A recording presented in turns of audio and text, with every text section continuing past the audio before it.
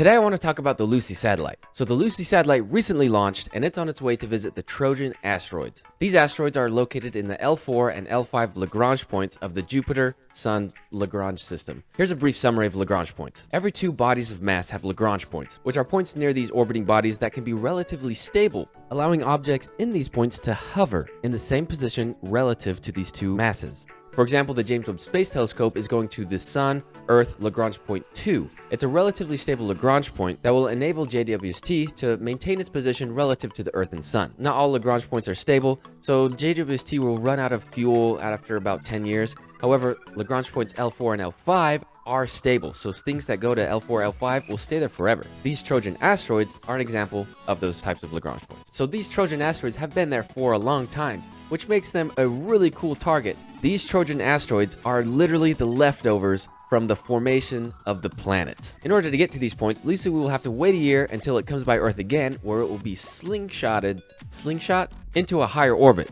After 2 years, it'll swing by Earth again to be slingshot even further towards its targets. In 2025, on its way to its targets, it'll pass by a main belt asteroid. Here, it'll do a test of its instruments and a practice flyby just to make sure everything's good. Finally, in 2027, it'll come to its first 4 targets in the L4 region. Flying by at about 7 kilometers per second, it'll take readings of these 4 different asteroids. Using its 3 different instruments, including a panchromatic camera, another instrument to read temperature, and a spectrometer, it'll look at the different colors, the different sizes, and their different compositions. It'll then do a huge loop around on its way to L5. In 2033, it'll finally reach L5. Here, it'll look at a binary Trojan asteroid system. These are 2 asteroids that are about the same mass that are orbiting each other. All these different targets are very diverse, so it'll be really helpful to understand their origin. Again, these are literally the leftovers of the formation of the planets. It's a snapshot of the past. Like, these asteroids haven't changed much at all since the planets formed. We can learn more about the physical conditions when the solar system formed and how the planets themselves formed and moved around. After this primary mission, Lucy will continue to go back and forth between L4 and L5